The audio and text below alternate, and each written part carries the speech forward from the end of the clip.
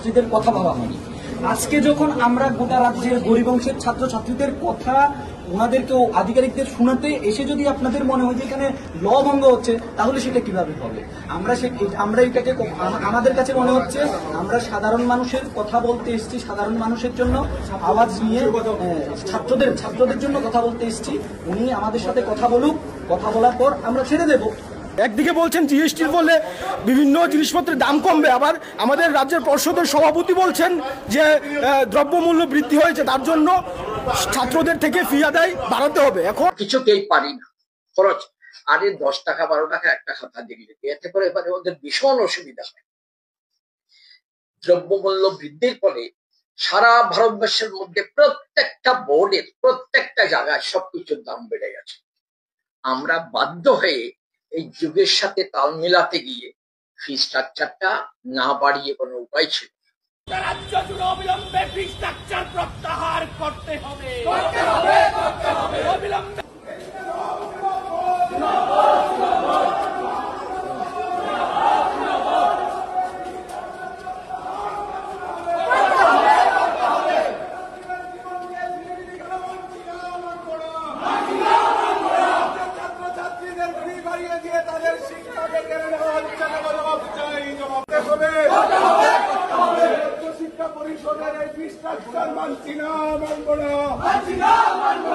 আছে আমাদের গতবার যারা পরীক্ষার খাতা দেখেছেন, অন্তত পক্ষে 200 শিক্ষক লিখিতভাবে বলেছেন আমাদের যে পারিশ্রমিক দিচ্ছেন এটাকে অন্তত পক্ষে দ্বিগুণ করে দিন।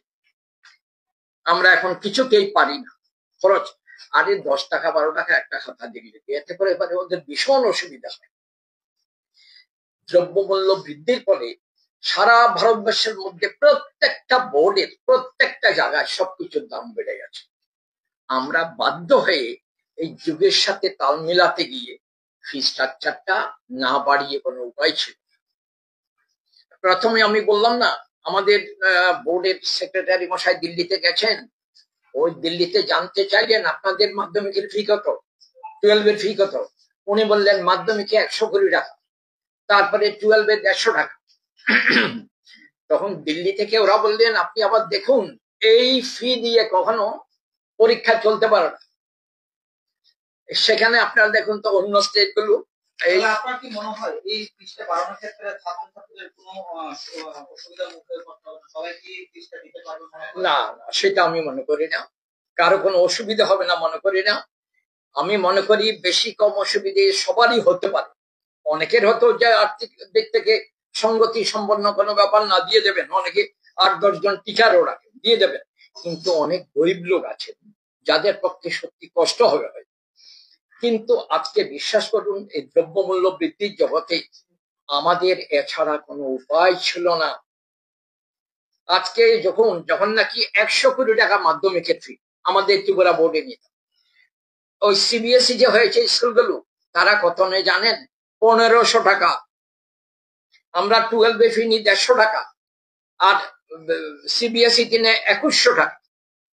আমরা মাধ্যমিক কিনি 100 কোটি টাকা। ওই কি বলে মিজোরামে নেয় 550, 12ও 550, মেঘালয়ে নেয় 900, আসামে নেয় 900। এই যে প্রতিবেশী স্টেট গুলির যে অবস্থা, প্রত্যেক কোন স্টেটে আমাদের যদি বলি 100 কোটি টাকা পরীক্ষা দিই, দে জাস্ট ডিসবিলিভ ইট, ওরা বিশ্বাস করে। কাজেই আমরা এখনকার দ্রব্যমূল্য বৃদ্ধি, আজকে এখান থেকে বলুন, আমি ধর্মনগরে পরীক্ষার যারা খাতা প্রশ্নপত্র থেকে বিভিন্ন গুলো পাঠা থেকে যে সমস্ত গাড়িগুলো রিজার্ভ করে পাঠাই, আগে যেখানে 500 টাকায় যেত এখন 5000 টাকায় ওরা 3 বার প্রশ্ন করে। এছাড়া বোর্ডকে রাজ্য সরকার অনুদান দেয় প্রতি বছর 1 কোটি কয়েক হাজার টাকা, কয়েক লাখ টাকা। কিন্তু তাতেও কিছুতেই আমরা সামাল দিতে পারছি না। আমাদের যেটা বোর্ডের যেটা গভর্নিং বডি আছে, অনেক 3 জন এমএলএও আছে এই গভর্নিং বডিতে।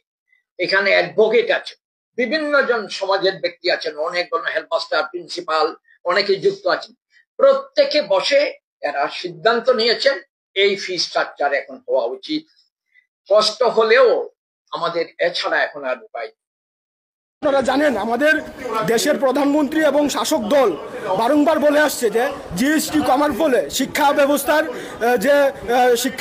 ব্যবস্থার টাকা পয়সা যে হ্রাস পাবে। এই জায়গার মধ্যে আমরা দেখলাম বর্তমানে আমাদের রাজ্যের সরকার যে ফি আদায় করছে সেটা দ্বিগুণ তিনগুণ বাড়িয়ে দিয়েছে। কিভাবে সম্ভব? শাসক দল বিজেপি রাজ্যের দেশের এখন ডাবল ইঞ্জিনের সরকার, ছাত্রদের উপর ডাবল ফি চাপানোর জন্য তারা সিদ্ধান্ত নিয়েছে। একদিকে বলছেন জিএসটির ফলে বিভিন্ন জিনিসপত্রের দাম কমবে, আবার আমাদের রাজ্যের পর্ষদের সভাপতি বলছেন যে দ্রব্যমূল্য বৃদ্ধি হয়েছে তার জন্য ছাত্রদের থেকে ফি আদায় বাড়াতে হবে। এখন আমরা দেখলাম যে এই শারদ উৎসবকে কেন্দ্র করে রাজ্যের মধ্যে হাজার হাজার ফ্লেক্স লাগানো হয়েছে শিক্ষা দপ্তর সহ বিভিন্ন দপ্তরগুলোর উদ্যোগে। এখন উনি বলছেন ওনাদের টাকা নেই, ওনাদের ছাত্রদের থেকে অতিরিক্ত ফি আদায় করে এরপর দপ্তর নাকি মাধ্যমিক এবং উচ্চ মাধ্যমিকের দপ্তর পরিচালনা করবেন। এই পরিস্থিতিতে আমরা মনে করি এসএফআই না শুধু সারা রাজ্যের যারা শিক্ষা অনুরাগী শিক্ষক মহল আছে, ছাত্র মহল আছে, আমরা সবার কাছে দাবি জানাবো এর বিরুদ্ধে সারা রাজ্যে আন্দোলন গড়ে তুলুন। এই রাক্ষস সরকার থেকে আমাদের রাজ্যকে বাঁচানোর জন্য আমরা এসএফআই সহ আমরা গণতান্ত্রিক আন্দোলনের সামগ্রিকভাবে সবার কাছে আবেদন রাখবো, বেরিয়ে আসুন ঘর থেকে, এর বিরুদ্ধে প্রতিবাদ গড়ে তুলুন।